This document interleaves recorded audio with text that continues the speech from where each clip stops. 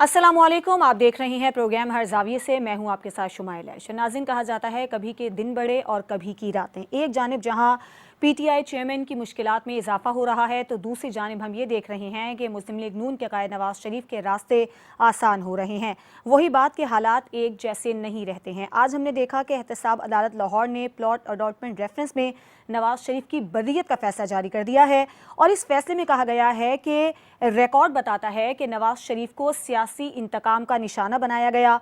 उस वक्त की हुकूमत ने नैब हुक्काम को ये कहा कि नवाज शरीफ का सियासी करियर तबाह किया जाए। एहतसाब अदालत ने यह भी कहा कि इस रेफरेंस में नवाज शरीफ का किरदार शरीक मुलजिमों से भी कम है, यानी 3 बार के वज़ीर आज़म को जो उनका सियासी करियर था उसे तबाह बर्बाद किया गया। साथ ही साथ अदालत ने नवाज शरीफ और उनकी जायदादों के 27 शेयर होल्डर्स की मुंजमद जायदादें भी बहाल करने का हुक्म दे दिया है और अदालत ने मजीद अपने फैसले में कहा है कि वो खामोश तमाशाई नहीं बन सकती और उन्हें इश्तिहारी करार देने का फैसला वापस लिया जाता है। तो सवाल ये पैदा हो रहा है कि नवाज शरीफ की जो वापसी के रास्ते में रुकावटें थी, जो उन पर केसेस थे, जो उनको सजाएं हुई थी, क्या अब वो ख़त्म होने जा रही हैं और नवाज शरीफ की वापसी कब तक मुमकिन है, इस पर हम बात करेंगे। इसके अलावा इस्तेहकाम पाकिस्तान पार्टी के additional secretary general Aun Chaudhry की जानिब से आज सुप्रीम कोर्ट में ये पिटीशन दायर की गई है कि तहरीक इंसाफ पर पाबंदी लगा दी जाए और उसमें जो मौक़िफ़ है वही इख्तियार किया गया है कि जिस तरह के तहरीक इंसाफ के वाक़यात तहरीक इंसाफ की जानिब से पेश आए, 9 मई के पेश आए और जिस तरह के तशद्दुद किया गया वो तमाम वाक़यात का इसमें हवाला दिया गया है। तो क्या ये मुमकिन है कि एक सियासी जमात पर इस तरह से पाबंदी लगा दी जाए? इसके असरात क्या होंगे, क्या पैगाम जाएगा और क्या इससे जो हमारे एक जमहूरी रवैया है उसकी क्या अक्कासी होती है? फिर आज हमने ये भी देखा कि एक और बड़ी खबर आई, भारत को आलमी सतह पर एक और हजीमत का सामना करना पड़ा है। किशन गंगा डैम तनाज़े पर आलमी सालिसी अदालत ने पाकिस्तान की जो समात थी उसे काबिल समात करार दे दिया है और ये कहा है कि अटॉर्नी जनरल की जानिब से कि अब ये समात होगी। ये आपको बता दें कि ये कुछ वाक़या इस तरह का है कि पाकिस्तान का मौक़िफ़ इस पर यह है कि यह मोहसिन तास मुआहदे की खिलाफ वर्जी है और हमने ये भी देखा था कि 19 मई 2018 को पाकिस्तान ने शदीद इस पर एहतजाज किया था, लेकिन इसके बावजूद मोदी ने इसका इफ्तिताह कर दिया था। तो इसकी अब जो समात है उसे काबिल अमल करार दे दिया गया है। ये आज के अहम मौजू हैं जिस पर हम अपने प्रोग्राम में बात करेंगे। अपने मेहमानों से मैं आपका तारुफ करवा देती हूँ। काशिफ रफ़ीक इस्लामाबाद से हमारे साथ मौजूद हैं, मुनव्वर बट ब्यूरो चीफ लाहौर हमारे साथ हैं और इम्तियाज़ खान फरहान साहब कराची स्टूडियो से हमारे साथ मौजूद हैं। सबसे पहले काशिफ, आपसे ये सवाल है, वक्त भी बदल गया है, हालात भी बदल गए हैं, लोग भी बदल गए हैं। एहतसाब अदालत ने आज फैसले में जो रिमार्क्स दिए हैं उस पर आप क्या कहेंगे और आप नवाज शरीफ की वापसी को अब कब तक देख रहे हैं? बहुत शुक्रिया। लेकिन इसमें जो सबसे इम्पोर्टेंट चीज ये है कि एहतसाब अदालत की जानिब से जो कहा गया है कि नवाज शरीफ को साबका हुकूमत के कहने पे एहतसाब के इदारे ने ये तमाम के तमाम केसेस बनाए और जिसकी वजह ये थी कि नवाज शरीफ का पॉलिटिकल कैरियर खत्म किया जाए। मैं ये समझता हूँ कि ये एक अदालत की तरफ से कॉन्फेशनल स्टेटमेंट है जो जो इंडोर्स करती है कि जो साबका दौरे हुकूमत थी उसमें सियासी मुखालफिन को बदतरीन प्लान करके वो निशाना बनाया गया, विक्टिमाइजेशन की गई और इस विक्टिमाइजेशन का खमियाजा आज जो मौजूदा अपोजिशन है वो भुगत रही है। मैं बारहा ही कह चुका कि सियासी मकाफात अमल का सिलसिला शुरू है जो आज तहरीक इंसाफ जो फेस कर रही है, तहरीक इंसाफ के अकाबरीन उनके चेयरमैन फेस कर रहे हैं इस तरह का रवैया। और दूसरी इंपॉर्टेंट चीज ये है कि अगर अदलिया को भी मलायन किया जाता है विक्टिमाइजेशन के लिए, काश कि ये फैसला जो आज एहतसाब अदालत ने दिया नवाज शरीफ के हवाले से ये उस वक्त दिया जाता जिस वक्त तमाम मशीनरी जोर ताकत जो है वो विक्टिमाइजेशन पर मजबूर थी। काश ये अदालत उस वक्त ये फैसला देती ताकि एक होप क्रिएट होती कि अदलिया आजाद है और उनको मलायन नहीं किया जा सकता। ये बहरहाल ये एक खुशी की खबर है मुस्लिम लीग नून के लिए और बिलखसूस ये उस तरफ इशारे मिलना शुरू हो गए मुस्लिम लीग नून की क़यादत को कि नवाज शरीफ जो है वो वापस आ रहे हैं, उनके केसेस से वो जनरेट होना शुरू हो गए हैं और वो बाज़ाब्ता तौर पे प्रैक्टिकली पॉलिटिक्स का हिस्सा बनेंगे। लेकिन जिसका इजहार शहबाज शरीफ साहब जो उन्होंने भी किया, लेकिन ये सवालिया निशान मौजूद है कि एहतसाब के इदारे के ऊपर एहतसाब के इन्वेस्टिगेटर्स के ऊपर और उन कुव्वतों के ऊपर जिन्होंने ये तमाम की तमाम एक कॉन्स्पिरेसी क्रिएट की और उसके बाद वो ऐसे एविडेंसेस लेके गए कोर्ट में और ये कोशिश की गई कि हर केस जो उस वक्त के वजीर आजम के खिलाफ ट्रायल हो उसमें उनको सजा हो ताकि उनकी सियासत जो है खत्म कर दी जाए। सियासी मुखालफीन को इस तरीके से खत्म करने का जो रविश है ये पिछले दौरे हुकूमत में हमने देखी, बड़ी बजोर ताकत हमने देखी कि ये जारी रही, लेकिन कोशिश की जानी चाहिए कि आइंदा ये रविश जो है सियासी लोग आपस में उसको ना अडॉप्ट करें। ऐसा ना हो कि जो कल विक्टिमाइज हो रहे थे आज वो सुरखरू हो रहे हैं और जो आज विक्टिमाइज हो रहे हों और वो कल जाके सुरखरू हो रहे हों। ठीक है। अच्छा मुनव्वर, अदालती फैसले में ये कहा गया है कि उस वक्त की हुकूमत ने नैब को ये कहा कि नवाज शरीफ का सियासी करियर तबाह किया जाए। तो जैसे कि हम पहले भी बात करते हैं, सियासी कायदीन भी कहते हैं कि नैब को जो है वो सियासी मकासद के लिए इस्तेमाल किया जाता है। अब तो अदालती फैसले में ये कहा गया है, तो इस बात की तस्दीक हो रही है फिर? जी बिल्कुल, अदालत ने ये अपने फैसले में इस बात के ऊपर मौसूद कर दिया है कि यहाँ पे जो केसेस है वो पॉलिटिकल विक्टिमाइजेशन के लिए बनाए गए और बनाए जाते हैं। और इसी बात को, इसी नज़ीर को अगर रख के देखा जाए तो मैं काशिफ की बात की तायद करता हूँ कि अभी इस हवाले से अब भी थोड़ा सा ख्याल कर लेना चाहिए सियासतदानों को कि भाई वो आज अगर उनके मुखालिफ जो है वो इस इंतकाम का निशाना बने तो कल को उनकी बारी फिर आ सकती है। तो मैं ये बहरहाल सोचने का मुकाम है कि भाई कल उन्होंने केस बनाया था, आज वो उसके ऊपर वो इतने बरसों के बाद उन्होंने फैसला दिया, तो जो इतना टाइम गुजरगा इस केस में मियां नवाज शरीफ की गिरफ्तारी नहीं हुई थी, लेकिन इस केस में एक बड़े मीडिया हाउस के मालिक की गिरफ्तारी हुई थी और वो कई माह तक उन्होंने जेल भी काटी और बाद में फिर वो उनको जमानत पे रिहाई मिली और उनकी जमानत की रिहाई पे भी का जो फैसला था उसमें भी इस बात की तायद की गई थी कि इस फैसले में, इस मुकदमे में कोई चीज ऐसी नहीं है जिसमें इनकी गिरफ्तारी बनती हो। कानून के मुताबिक एक चीज उन्होंने खरीदी थी और कानून के मुताबिक ही अलॉटमेंट हुई थी। तो ये बहरहाल ये अदलिया के अपने सोचने का मुकाम है कि अभी वक्त जो है वो उसमें उन्हें तारीख में उन्हें जिंदा रहना है, या तारीख में उन्हें ऐसे नाम से पुकारा जाए जैसे कि आज बहुत से जजों को पुकारा जा रहा है। ये बहरहाल ये अदलिया के सोचने का मुकाम है। जी अच्छा इम्तियाज साहब, आपका इस पर क्या ख्याल है? आहिस्ता आहिस्ता मुश्किलात ख़त्म हो रही हैं, रुकावटें दूर हो रही हैं नून लीग की, नवाज शरीफ वापस देखिए तकरीबन ख़त्म हो गई हैं। जब आज से 1 साल पहले जब शहबाज शरीफ साहब वज़ीर आज़म बन गए थे, इसका मतलब है मुस्लिम लीग की मुश्किलात या वो ख़त्म हो गई थी। लेकिन जो ये केस अभी भट्ट साहब ने बताया, उस वक्त ये सारे हम भी इस मामले में फील्ड में होते थे और एहतजाज में थे, और उस वक्त ये बात कही जाती थी कि अगर नवाज शरीफ को इस बात का इख्तियार नहीं था, जो एक मीडिया हाउस के सरबराह की बात की जिन्हें गिरफ़्तार किया गया, तो फिर उस वक्त जो पीटीआई के जो चेयरमैन हैं उनको भी एक प्लॉट जो है उनको भी एक से ज़ायद प्लॉट नवाज शरीफ ने अलॉट किए थे। तो फिर अगर ये गलत है तो वो भी गलत है। तो उस वक्त वो बहुत सारे आते थे टेलीविज़न पर आकर, जो उस वक्त दिफा किया करते थे, वो हम सबको मलाइन करने लगे थे, हमारी जर्नलिस्ट कम्युनिटी को भी मलाइन करते थे। तो उस वक्त हम सब की यही डिमांड थी कि अगर नवाज शरीफ ने, हम इसलिए नहीं कहते थे, ज़ाहिर है कि मीडिया हाउस था उसके लिए एक काम होता था, तो अब मुश्किलात तो ज़ाहिर हो गई। लेकिन अब बात वही है कि अभी जो मौजूदा हुकूमत है उसको भी इस तरह के इकदाम करने चाहिए कि कोई पॉलिटिकल विक्टमाइजेशन वाला मामला जो है वो ऐसा सामने नहीं आना चाहिए कि आने वाले वक्त में पता चले कि जी ये फिर जैसे सामने खड़े हों कि इनको बरियत की वो मिल रही हो। लेकिन अभी हमने देखा है ना नैब तरमीम में भी तो हम इसी तरह का कुछ देखा जा रहा था ना कि जी बिल्कुल इस्तेमाल किया जा सकता है। इस्तेमाल किया वो जो काशिफ ने एक बात बोली थी ना कल, वो बिल्कुल सही थी कि वो इख्तियारात जो इन्होंने खुद अमेंड किए थे अब रेस्टोर कर रहे हैं नेब के, वो बिल्कुल सही थी।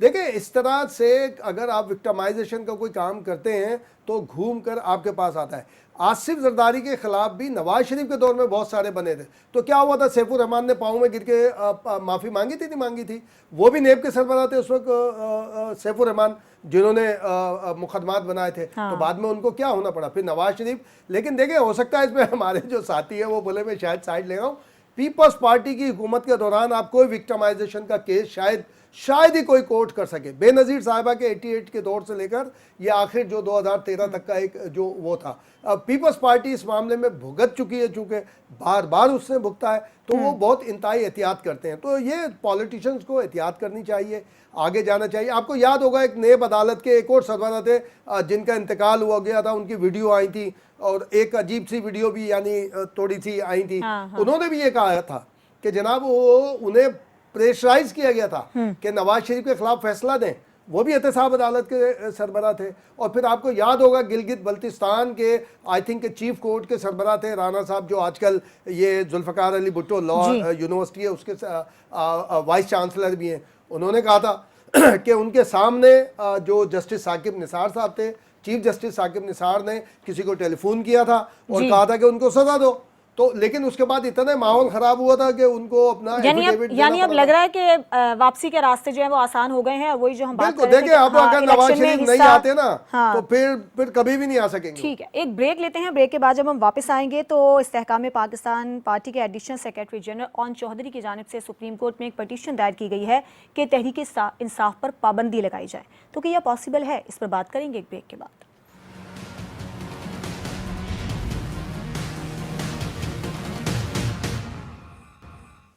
Welcome back. किसी भी सियासी जमात पर पाबंदी लगाना क्या ये मुमकिन है और जमहूरी रवैयों में क्या इस तरह का काम किया जा सकता है? क्योंकि ओन चौधरी की जानिब से सुप्रीम कोर्ट से रुजू किया गया है, एक पिटीशन दायर की गई है कि तहरीक इंसाफ पर पाबंदी लगाई जाए।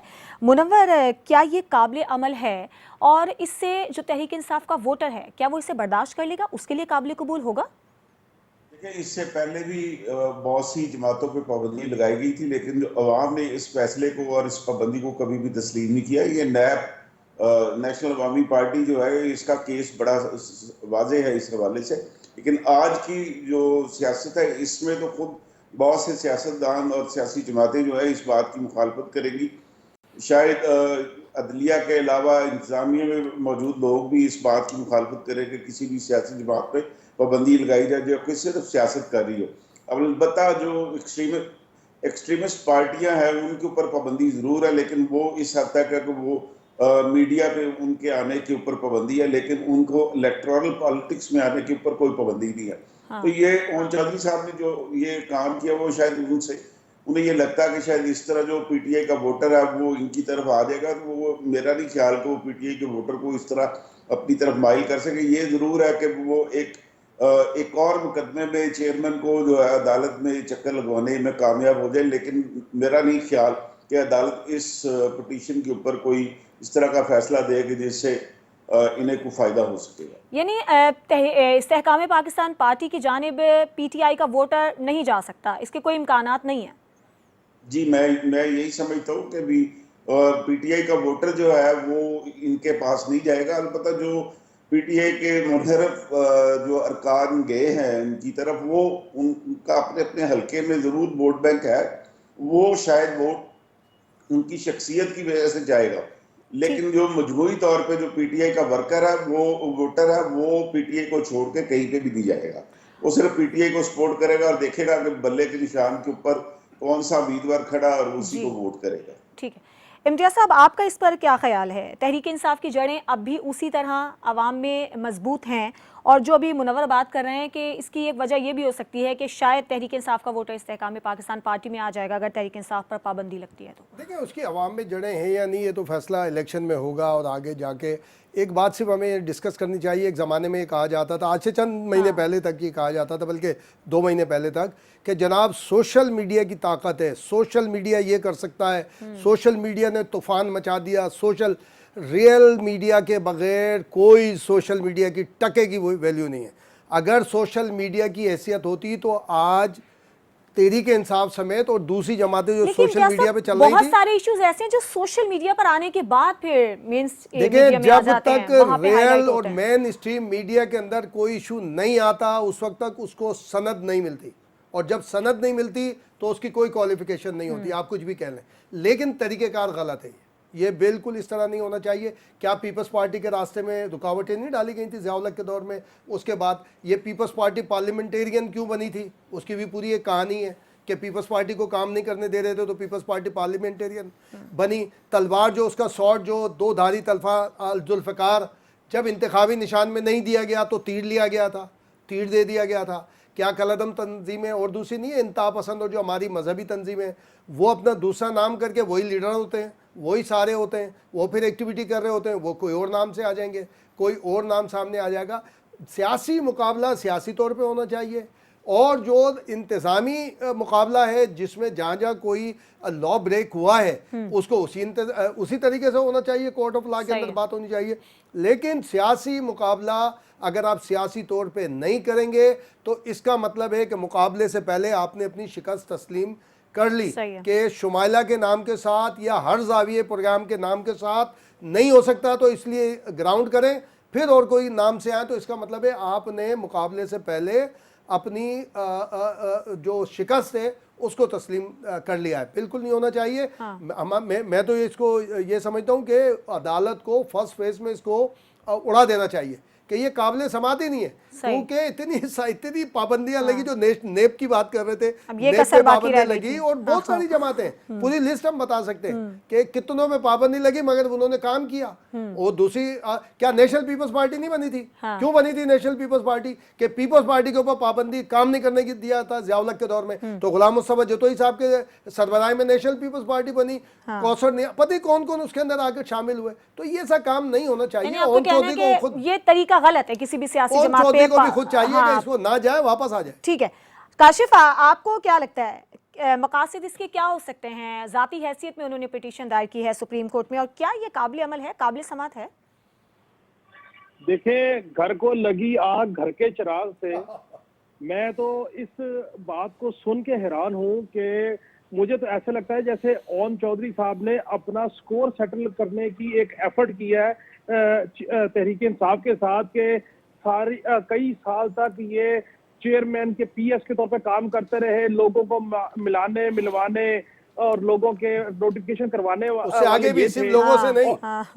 और उसके बाद जब इनको ओथ टेकिंग सेरेमनी में शिरकत नहीं करने दी गई तो शायद ये वो उसकी बदला लेने के लिए आज उन्होंने कहा चले पार्टी की पाबंदी के ऊपर ही पिटीशन डाल दे। और क्या अजीब बात है कि ओम चौधरी इस्तेहकाम पाकिस्तान पार्टी के एडिशनल सेक्रेटरी जनरल है, लेकिन कहते हैं कि पिटीशन वो जाती हैसियत में कर रहे हैं। भाई एक बड़ी सियासी जमात है, उस बड़ी सियासी जमात की 80% मुल्क में हुकूमत रही है 3-3.5 साल, और आप अब उसको कह रहे हैं कि उसको बिल्कुल खत्म कर दिया जाए कि उसने खिलाफे कानून जो है वो इकदाम किए हैं, उसने 9 मई के प्रोटेस्ट किए हैं। हम मानते हैं कि 9 मई को गलत हुआ, लेकिन उसकी सजा का फैसला अदालतों ने करना है, जो कि अदालतों में चल रहे हैं। नेशनल गद्दी की कोर्ट्स में चल रही है चीजें, मिलिट्री कोर्ट्स में चीजें चल रही हैं। अच्छा, सजा जजा का फैसला वहां पे होगा। लेकिन जो एक पॉलिटिकल एनवायरनमेंट बनाया गया, अब आप उसको अगर हटा देंगे तो इसका मतलब यह है कि आप ये समझ रहे हैं कि बल्ले के निशान के ऊपर कोई उम्मीदवार किसी कॉन्स्टिट्यूएंसी में खड़ा ना हो सके, और नहीं खड़ा होगा तो शायद लोग इनकी तरफ आ जाएंगे। अच्छा, अगर ये सारा मामला एक लम्हे के लिए मान लीजिए कि हो भी जाए, ये सारा मामला इसकी मंशा के मुताबिक हो भी जाए, तो इस चीज की क्या गारंटी है कि ये जीत जाएंगे? और इस चीज की क्या गारंटी है कि जो इलेक्शन होंगे उनको कौन तस्लीम करेगा? और इसका मतलब यह है कि तहरीक इंसाफ की तरफ से जो प्रोपेगेंडा किया जा रहा है बुनियादी इंसानी हकूक का और बाकी चीजों का, तो फिर ये तो उनके स्टैंड को तकवीत मिलेगी कि उन्होंने सियासत से उन्हें आउट कर दिया। सो मैं ये समझता हूँ अभी भी तहरीक इंसाफ ग्राउंड में है, आइंदा इलेक्शन में हिस्सा लेगी, तैयारियां उनकी जानिब से की जा रही हैं, क्या इत्तलात हैं आपके? नहीं, इसमें कोई शक नहीं है, तहरीक इंसाफ ग्राउंड में मौजूद है और वो बिल्कुल इलेक्शन में हिस्सा लेंगे। जो सियासी अकाबरीन चले गए, देखिए उनके वो अपने कारकुनों को टिकट्स दे देंगे और उनको इलेक्शन कंटेस्ट करा देंगे। इलेक्शन लड़ने दें, इलेक्शन लड़ने से वो नशिस्तें हार जाएंगे, चीजें कॉन्स्टिट्यूएंसीज लूज कर जाएंगे, तो इतना बड़ा जो है वो सवालिया निशान पैदा नहीं होगा। जितना सवालिया निशान ये होगा कि तहरीक इंसाफ को आप बिल्कुल खत्म कर दें और बल्ले के निशान को खत्म कर दें और उसको इलेक्शन से ही बिल्कुल वॉश आउट कर दें और बाहर निकाल दें। ये जमहूरी रवैया नहीं है, ये सियासी रवैया नहीं है। और मैं इस बात से बिल्कुल इत्तेफाक करता हूँ इम्तियाज साहब की और मुनव्वर भट्ट साहब की कि ये बेसिकली आप एक नया रास्ता दिखा रहे हैं। वो कल किसी और नाम से आके जमात बना लेंगे और नहीं बनाएंगे तो वो कहेंगे कि हमें तो ये लेवल प्लेइंग फील्ड ही नहीं है। तो आप अपनी एक पॉलिटिकल जी काशिफ। एफर्ट से और पॉलिटिकली आप एक बंदे को अंडरमाइन करने के लिए या उसको लूज करवाने के एक बजाय आप ये करें, और इसका बैकलैश 100% इस्तेकाम पाकिस्तान पार्टी यानी पे आएगा। किसी भी तरीके इसका से ये बैक काबिल कबूल तरीका अमल नहीं है जो उन्होंने सुप्रीम कोर्ट से आज रुजू किया है, पिटीशन दायर की है। एक ब्रेक लेते हैं, ब्रेक के बाद जब हम वापस आएंगे तो भारत के खिलाफ पाकिस्तान को एक बड़ी कामयाबी हासिल हुई है किशन गंगा डैम तनाज़े पर। ये मामला क्या है, इस पर बात करेंगे एक ब्रेक के बाद।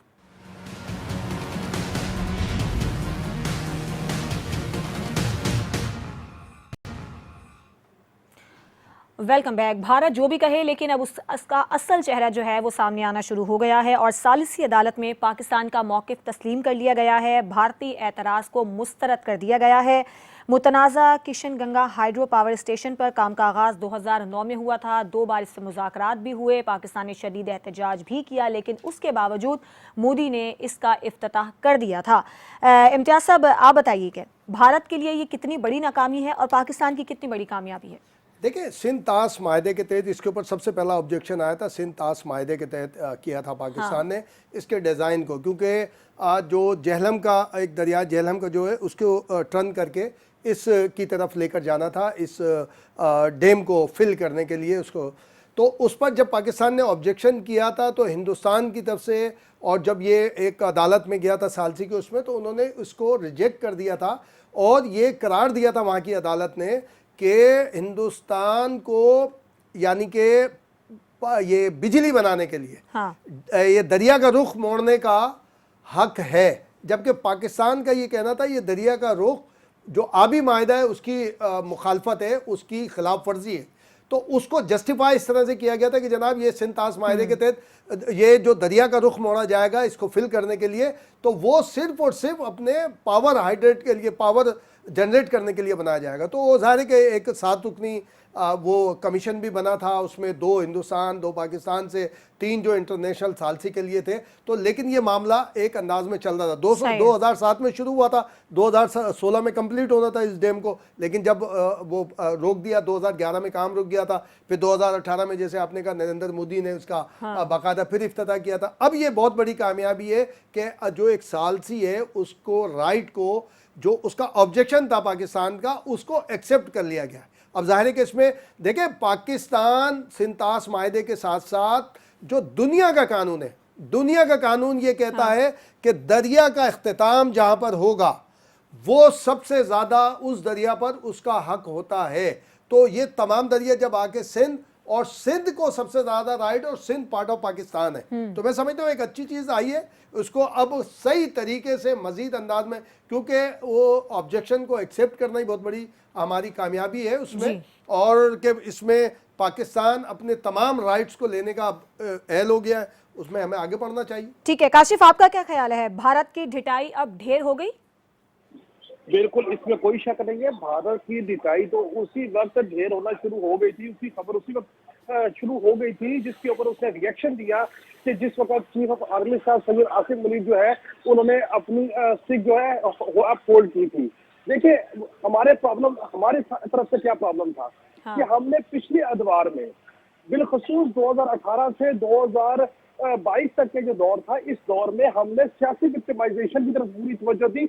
हमने ये नहीं देखा कि हमारे मुल्क का नुकसान कहाँ पे हो रहा है, हमें अपने मुल्क का मुकदमा कैसे लड़ना है, हमें क्यों किशन गंगा डैम के ऊपर जाके स्ट्रांगली जो है वो स्टैंड नहीं ले सके, क्यों हमने इसके ऊपर इतनी सुस्त रवि का शिकार रहे, और हम डिफरेंस ऑफ पॉलिसीज पे रहे, क्योंकि हम कंप्रोमाइज थे। हमारा मकसद ये था कि हमारी कुर्सी बच जाए, मुल्क का किसी ने नहीं सोचा।